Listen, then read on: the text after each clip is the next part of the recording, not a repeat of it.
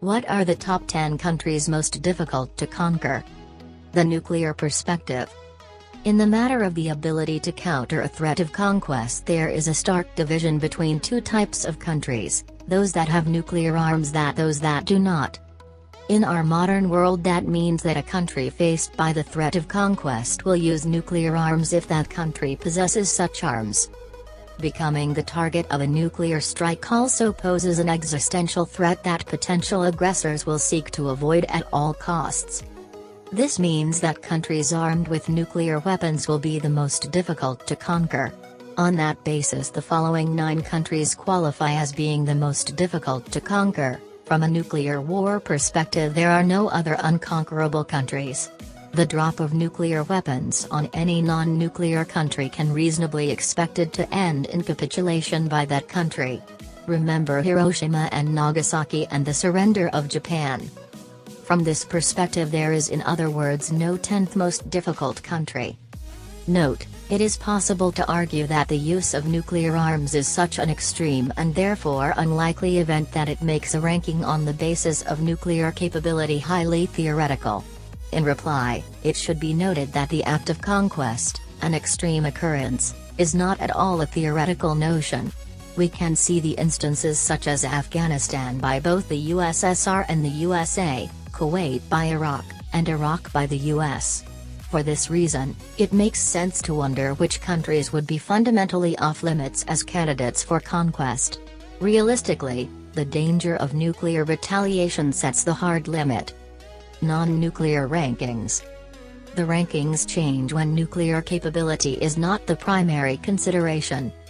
Without nuclear capability, a combination of sufficient manpower and hardware but also training and competence becomes critical to the defense of a country. While by no means a fail-safe assumption, it seems reasonable to assume that the best armed countries are likely to be the ones most difficult to conquer. To borrow from Wikipedia, a ranking by manpower and hardware is likely to look as follows. Note how Pakistan, North Korea, and Israel now drop out of the 10 most difficult countries to conquer, with Japan, South Korea, Italy and Turkey now coming into focus. Global economic power. All countries included in the second table above also belong in the top 15 by GDP, PPP. See table below. This congruity can be explained by the fact that it requires massive financial resources for a country to arm itself to the level of the second table. Observe however that one major economic power, Germany, ranking 5th by GDP, is missing from the top 10 of the non-nuclear ranking. The Germans are apparently not seeking to translate their economic weight into a commensurate level of military power. Germany ranked 18th on the military strength indicator table posted on Wikipedia. The UN Security Council. As we can see, there is an overlap between the first and second table, which includes 6 countries, namely, the United States, Russia, China, India, France and the United Kingdom. Of these 6 countries, 5, the United States, Russia, China, France, and the United Kingdom, are also permanent members of the United Nations Security Council. The permanent members of the UN Security Council have historically also been the premier global powers.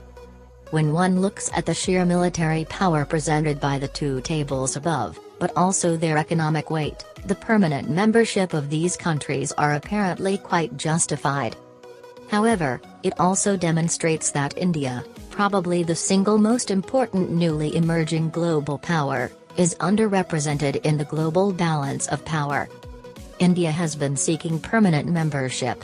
More generally, there have also been various calls and proposals for reforming the Security Council, including the allocation of permanent seats and veto rights. India has consistently been included as a candidate for permanent membership in the majority of such proposals.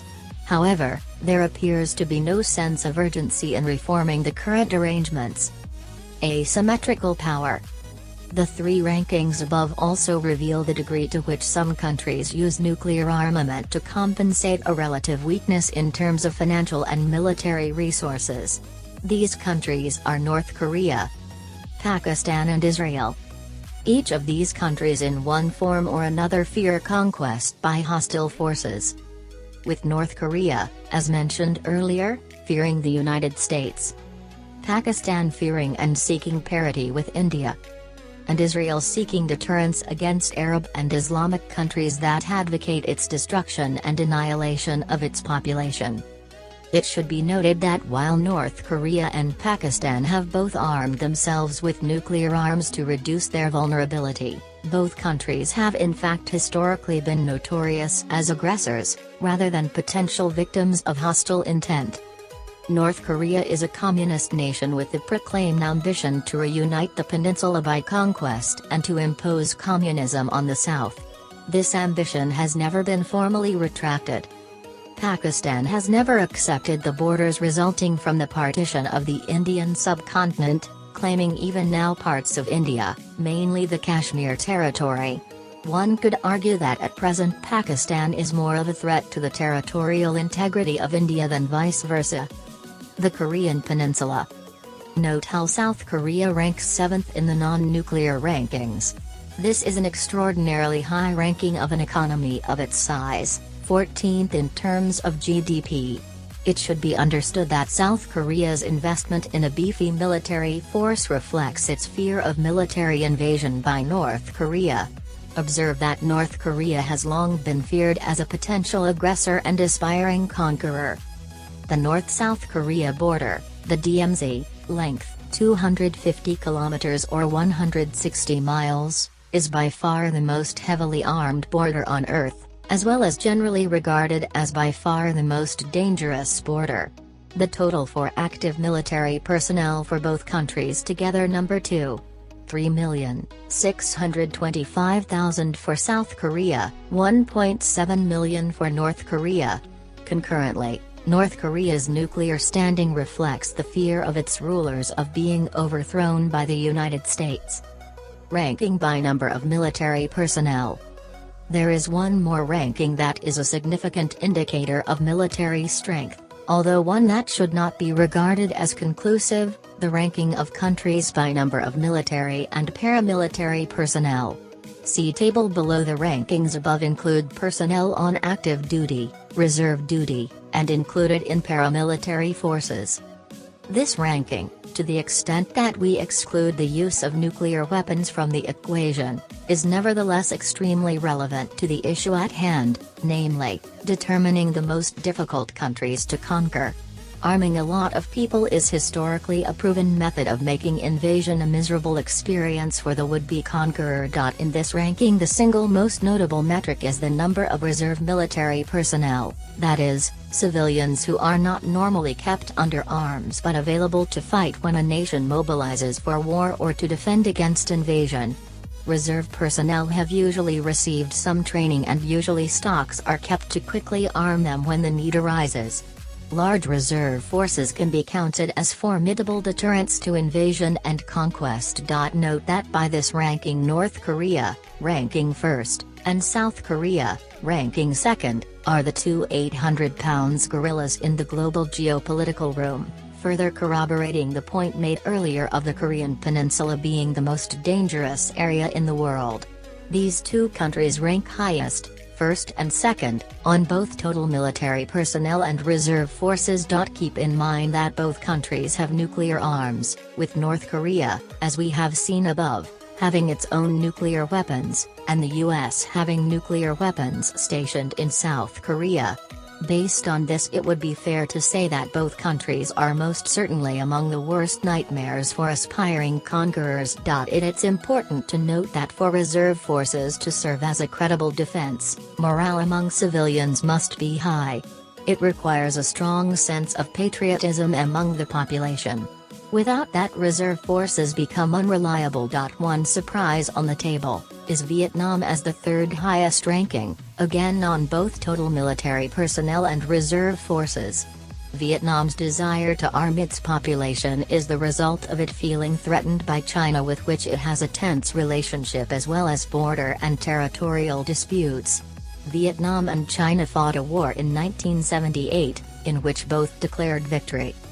Another remarkable fact is that 6 of the countries, North and South Korea, Vietnam, India, Russia, and Taiwan, on the list also border on China, the 6th country on the list. Note that, with the possible exception of North Korea, all of these countries have a problematic relationship with China. Not including North Korea, these countries have total forces of almost 23 million against China with 3.2 million. I won't comment on the implications of these statistics as that is a complex topic in its own right and not relevant to the question. Caveat: the non-nuclear ranking is just one of various listings and therefore not conclusive. To provide an example of an alternative listing, compare following link with table above, 2018 military strength ranking. Additionally, the rankings above are a snapshot of the situation at the time of their publication. Rankings change over time as various emerging economies continue to climb all sorts of rankings. A personal note on conquest. I am aware that historically conquests have been considered moments of glory. One should grasp that this is history written by the conquerors. The other side of the coin is that, from the perspective of the people being conquered, it is the ultimate horror. It has frequently been the story of mass murder and enslavement and even the extinction of the peoples that have been conquered. In my view, the glory assigned to conquest is hubris by sociopaths. We should stop glorifying conquest paths. We should stop glorifying conquest path.